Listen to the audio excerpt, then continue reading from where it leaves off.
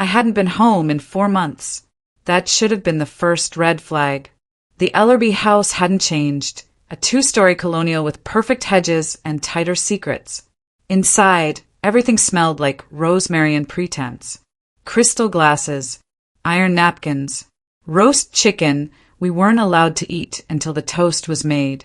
My mother lived for symmetry. My father? Control. Callie was already seated. Crossed legs, leather heels, champagne in hand. Her smile stretched wide, just wide enough to hide something. I sat opposite, trying not to choke on the familiar pressure pressing against my ribs. Mom handed me a folder before dessert. No warning, no explanation, just linen-covered deceit in a manila envelope. "Callie's in a little bind," she said, her voice soft as silk drapes. "A startup hiccup.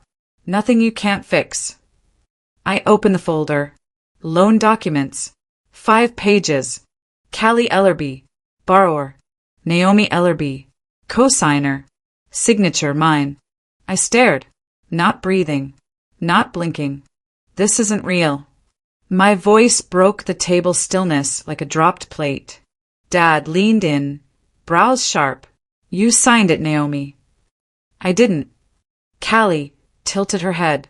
"You must have forgotten. We talked about it back in March." "No," I snapped. "We didn't." Mom set her fork down. "Darling, it's already processed. The debt's in your name. If you don't cover it, well, we've mortgaged the house as secondary collateral. You put the house on the line." "For Callie's future," Dad said. "And now yours. Your family. You step up." Callie didn't blink. "You always fix things. Just one more time." There's a moment when your blood doesn't boil, it freezes. Mine froze solid, every nerve disconnected from my body. I stood, picked up the folder, didn't ask permission.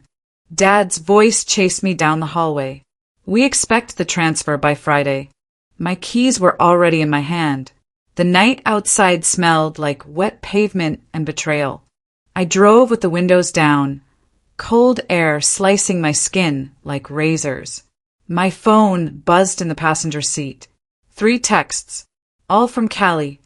"Don't overreact. It's just business. You always knew you were the smart one." I laughed, loud, hollow. I pulled into the parking lot of my apartment. Engine off. Everything still. But I didn't move. Just sat there, watching shadows ripple across the glass. Someone once told me, the moment you stop reacting is the moment you start remembering who you are. I wasn't a fixer. I wasn't a pawn.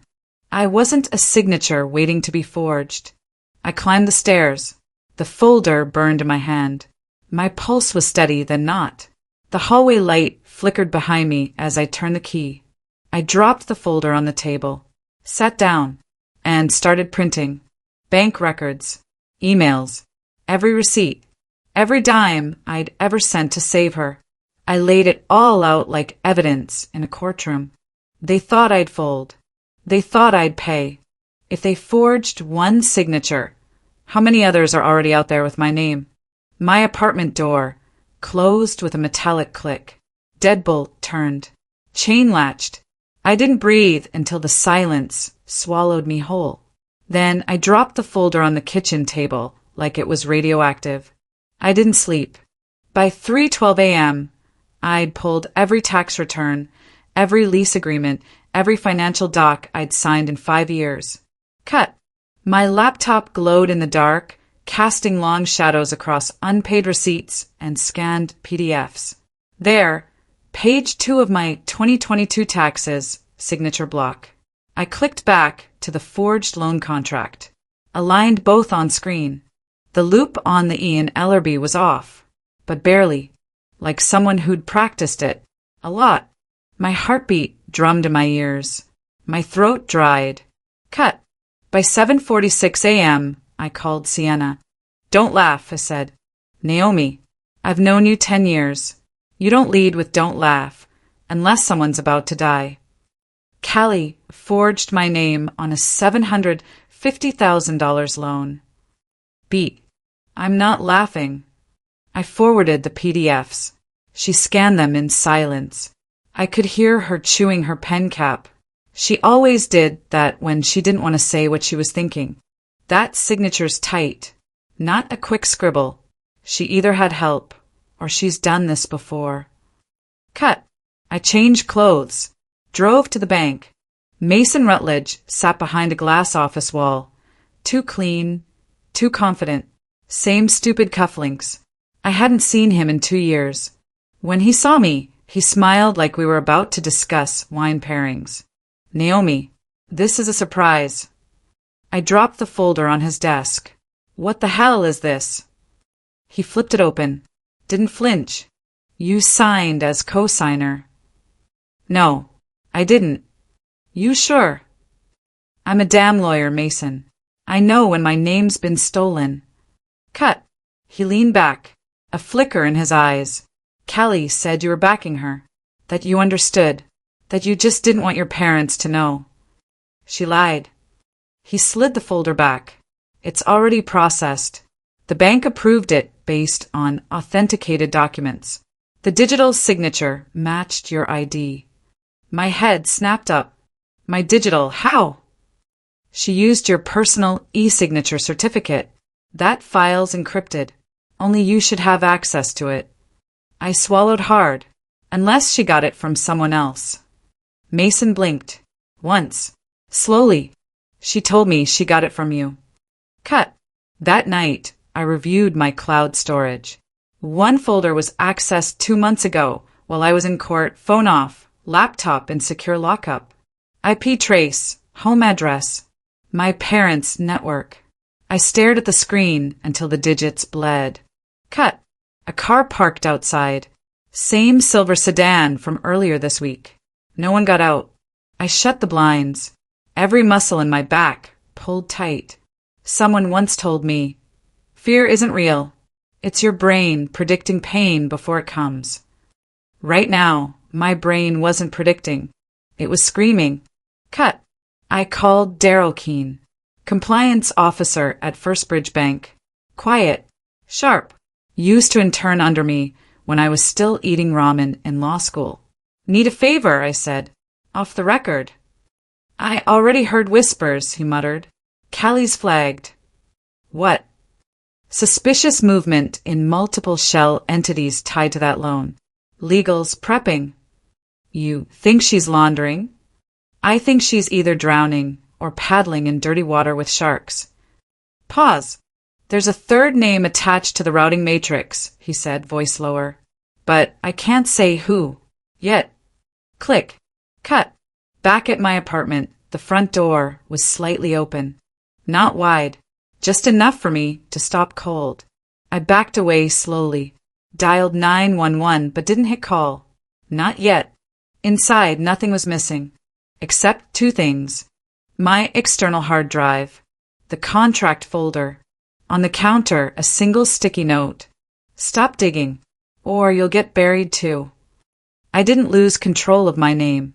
They stole it, piece by piece. The sticky note was still on the counter when I woke up. I didn't touch it. Instead, I showered with the bathroom door locked, a knife on the vanity. My towel barely clung to me as I stepped out, dripping, listening. No creaks, no footsteps. But the silence didn't feel safe. It felt curated. Callie always said silence meant peace. I know better now. Sometimes silence is a countdown. Cut.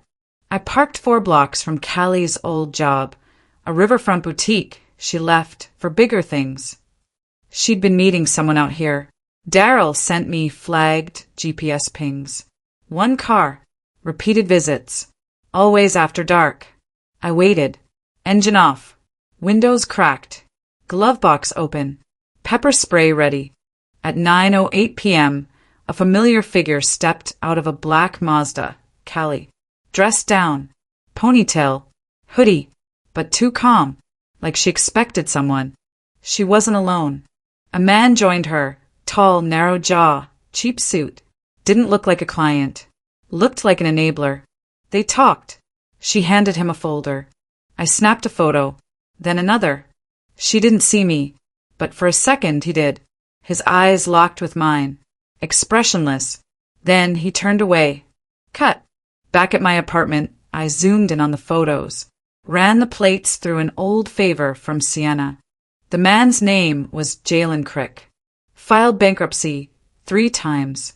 Owner of a defunct shell company, Ellerby Trust Holdings. I dropped the laptop. No sound came out of me, just a full-body freeze. My name was on that filing. I never opened a trust, never approved a company, never even heard of it. But the address on the articles of incorporation? My old college apartment. I looked up the registration date, April 2nd. That was the week I was in Phoenix for a legal conference. My ID had been scanned at the airport. Perfect alibi, which meant someone used it while I was away. Cut. Sienna called, voice tight. I found something. You're not gonna like it. I haven't liked anything for 3 days. There's a paper trail. It's subtle, but it's there. Your name's on 2 additional entities. One opened just last month. Pause. Callie used them to cycle money through small transactions. Real amateur hour, Venmo, PayPal, even Zelle. My stomach dropped. How much? 6 figures. Maybe more. Depends on the full cycle. How am I attached? She used your social, your bar ID, even your tax EIN. Naomi, it's like she's building a second you. Cut. I called Mason. Straight to voicemail. Left 1 sentence. You tell me what you're hiding, or I burn everything down. Cut. The email came in at 1:17 a.m. No subject line. 1 attachment. A spreadsheet. Every loan transaction Callie had routed. Over 60 pages. 2 of the recipient accounts matched my retirement account routing number, modified by 1 digit. To any compliance system, they looked like me moving money to myself. I stared at the screen, lips numb. They weren't just framing me. They'd already done it. Cut. I drove to my parents' house before dawn. Lights off. Curtains drawn. I didn't ring the doorbell. I texted, "Come outside. Now." My mother emerged first, in a robe. Calm. She always carried calm like armor. "What is it, Naomi?" I held up my phone. "You gave her access." "She's your sister." That's not an answer. She needed help. She needed someone respectable behind her. Someone banks would trust. I blinked. "Did you even ask me?" She said you agreed. "And let's be honest, haven't you always taken care of her?" That broke something. I took care of her when she totaled my car. I took care of her when she overdrafted her tuition. But this isn't family. This is identity theft. Her eyes flicked away. "It's complicated." "No," I said. "It's criminal." Cut. She whispered one last thing as I walked away. She didn't do it alone. My feet stopped. My hands didn't. I typed 1 word into the state finance directory. Mason. His name popped up. Not once. 7 times. Cosigner. Notifier. Witness. I'm not just fighting for my freedom now. I'm fighting to prove I didn't burn the match they handed me. I didn't go home after confronting my mother. I drove straight to the co-working building downtown, an old tobacco warehouse converted into glass offices and exposed brick, empty at this hour, silent except for the hum of the vending machine and my pulse hammering in my skull. I took the far corner desk, plugged in my laptop, pulled up the old contracts Sienna sent. If they wanted me framed, I'd make them sign their own confession. Cut. At 11:03 p.m., I called Sienna on speaker. "I need a document," I said. "Something Callie can't resist." "What kind?" "A lifeline disguised as a trap." She exhaled. "You're playing with fire." "Fire's already at my feet." I heard her typing. Fast. Aggressive. "I can draft a capital infusion agreement. Looks real. Looks urgent. She'll think it's the only way to save herself. Include digital tracking. I want every IP, every login, every access point. Done. Anything else? I hesitated, then said the thing I hadn't said aloud yet. I need proof. Not for me. For law enforcement. Cut. While Sienna worked, I rehearsed my lines. Every sentence sharp. Cold. Controlled. Someone once told me, when you corner a snake, don't step back. Make it strike where you want. Tonight, I'd give Kelly one place to strike. Midnight. Sienna emailed the file. I printed a hard copy too. Old school signatures always reveal something. Pressure points, hesitation, slants. They can't fake everything. Cut. I texted Kelly. We need to talk. I found a way out. Meet me at the old Griffin garage at 2 a.m. She responded instantly. On my way. No hesitation. No questions. Like she'd been waiting for this moment. Cut. The Griffin garage sat behind an abandoned strip mall near the highway. Half the roof had collapsed years ago. The rest leaked. Rainwater pooled on the floor like tiny mirrors. A single flickering bulb lit the far corner. I parked 2 blocks away and walked in alone, coat pulled tight, adrenaline burning like acid. Callie was already there. Hoodie up, hands in pockets, eyes bright with something between relief and calculation. You said you had a plan, she murmured. I held up the folder. A temporary fund injection. Enough to stabilize the accounts. By time. She reached for it too quickly. That's when I knew. Guilt doesn't make people fast. Desperation does. Cut. She skimmed the first page. Smiled. You actually did it, she whispered. You still believe in me. No, I said softly. I believe in evidence. Her smile faltered. Sign it, I added. If you want the money. She pulled a pen from her sleeve. Who carries a pen at 2 a.m.? And bent over the paper. I watched her hand. Steady. Confident. She'd forged mine so many times she didn't even think twice about her own. She signed. Then I flipped the page. Funny, I said. You didn't read clause 17. Her head snapped up. What clause? The one that gives full authority to the co-signer, you, to take legal responsibility for the assets you've been moving. She froze. What assets? She whispered. The ones routed through LRB Trust Holdings, I said. Through shell companies. Through my retirement look-alike accounts. Her breathing quickened. You don't know anything about that. I know enough. I leaned in. And I know you weren't working alone. The bulb flickered above us. Once. Twice. Then the garage door creaked. Callie's eyes darted to the corner camera. Barely noticeable behind a crumbled pillar. She swallowed hard. I didn't put that there, she said. I didn't either.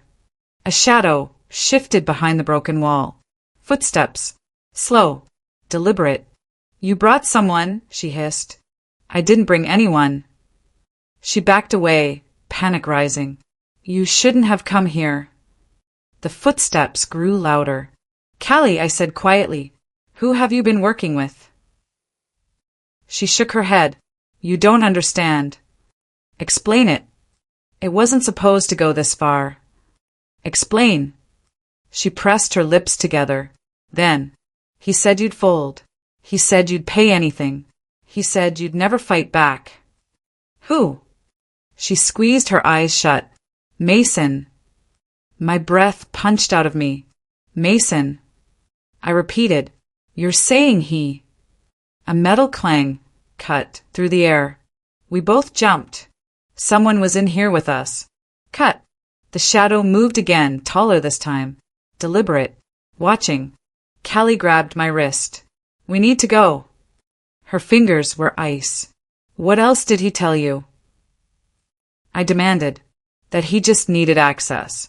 Your signature. Your ID. Once he had those, he could fix the money problem. And he'd make everything disappear. Disappear how? She didn't answer. Because the shadow stepped forward. A man's silhouette. Broad shoulders. Familiar stance. Callie's voice cracked. Oh God. My throat tightened. Mason. I breathed. He didn't speak. Not at first. Just stared at us like we were files to be closed. Then very softly, "You two shouldn't have come here." Cold washed down my spine. I steadied myself. "You underestimated me," I said. He smiled. "No," he replied. "I just planned for what would happen when you didn't stay quiet." Callie trembled, and I finally understood. I wasn't the target in his game. I was the weapon. You're not the target, Naomi. You're the weapon, and they've already pulled the trigger. I should have known I was already dead the moment I stepped through the door. The hallway looked the same. The lock clicked like normal, but inside the air tasted wrong. Like threats had settled into the corners. Lights off. No hum of the fridge. Silence dense as concrete. I froze. Knife in hand. Pills, slippers heavy. Heart pounding. Strobes of fear in my chest. Cut. I flicked on my phone flashlight. Nothing missing. No wallet. No laptop. Except the hard drive. And the folder. Gone. Clean out. On the counter. A wilted orchid. Petals brown. A sticky note. Next time we'll find the body. No name. No signature. Just a promise. My pulse hit red alert. I shoved everything else into a bag. Grabbed the spare keys. Left the apartment quietly. Cut. Rain poured when I hit the street. Cold water spattering on my face. I didn't stop. Didn't look back. I drove fast. Tires cut through puddles. Headlights smeared across dark buildings. Past midnight, I found Daryl Keene. Outside a shuttered diner, booth lit by neon. Steam from his coffee curled in the air. I didn't sit. I stood over him. "They came in," I said. "Everything's gone." He didn't look surprised. He just slid a manila envelope across the table. Inside, screenshots, IP logs, recorded chats, bank wire trails. All pointing to me. He leaned forward. Blue smoke from his cigarette curled between us. "You know what this means." Conviction. Conviction. Asset freezing. The bank will file a 1099-C on you. Your license suspended. And maybe a warrant. Cut. My hands gripped hot coffee. I felt hollow. I needed air. Needed distance. Needed reason. But I couldn't run. Not yet. I drove again, no destination. Until I pulled into Mason Rutledge's bank midnight parking lot. The building looked like a mausoleum, glass towers, cold marble, a promise of security. I climbed into the branch lobby through a back door, broken latch. I don't know who left it that way. Cameras hummed. Motion sensors blind.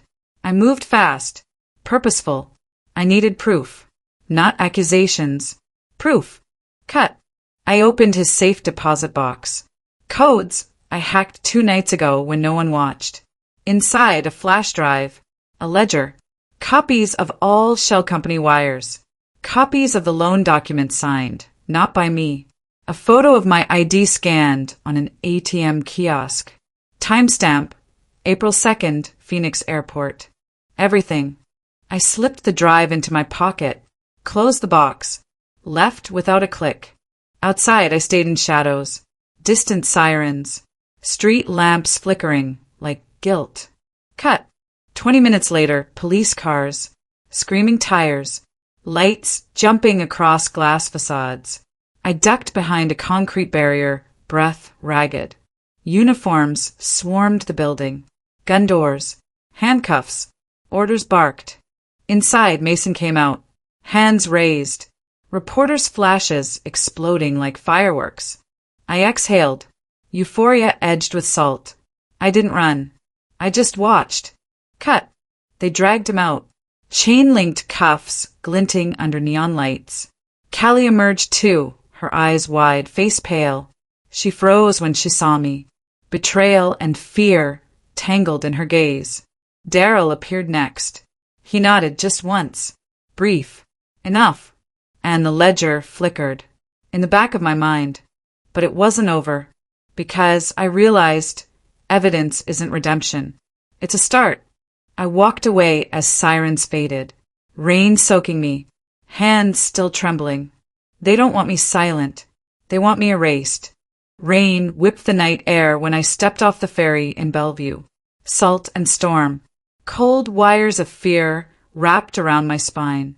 I pulled the hood of my jacket tight and walked toward the boathouse where everything began. The boards creaked under my boots. The wood smelled of algae and old lies. One lantern, swinging. Light cut through the darkness like a knife.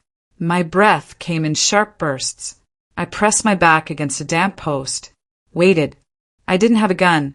I didn't need one. I had something stronger. Cut. Footsteps. 2 sets. Slow. Echoing. I didn't move. I didn't need to. They walked into the light. Mason Rutledge, tie loose, suit soaked. And behind him, Callie, face pale, breath shallow.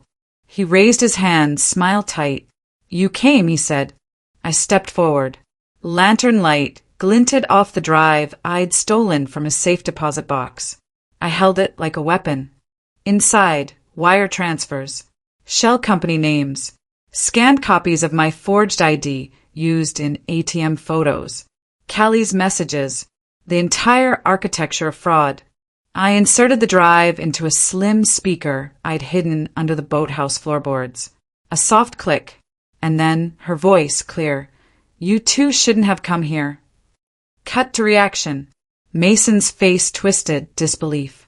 Callie turned white. I ignored them. They don't want me silent, I said softly. They want me erased. The speaker's light flickered. My phone buzzed. Sienna on video, recording live. I saw her face strobe with headlights as a car pulled up behind her window in Richmond. She held up a finger, one confirming broadcast. So I pressed enter. Data uploaded. Every illegal transfer, every fake signature, every piece of evidence. It went to regulators, media, law enforcement. Mason's eyes showed panic for the first time. He tried to reach into his jacket. Stop, I said. Slow motion. Raindrops frozen in midair. A gun. Then a jackhammer crash. Footsteps pounding on wood. Behind him, police lights cracked through fog over the docks. Engines revving. Tires screeching. His gun dropped. Another silhouette emerged. Uniformed, badge out, aimed. Freeze! Callie crumpled. Sobs. Regret pouring in waves. One more rain-soaked second. Then handcuffs clicked. Cut. Blue lights. Flash bulbs. The boathouse flooded with yellow tape. I stepped back, watched Mason escorted in cuffs. Callie led downhill, sobbing. I didn't feel relief. I felt weight lifting, like I'd exhaled something toxic. Behind me, waves slapped against pilings. The lake silent. I turned off the camera, closed the speaker, walked into the darkness. Later, dawn. I stood on the ferry deck again, legs cold, jacket dripping. I watched the shoreline shrink. No family, no name, no debt, just salt-wet air and quiet. I thought of the words I read once. Freedom isn't the absence of chains, it's the decision to break them. I didn't know who wrote them. Doesn't matter, because I lived them.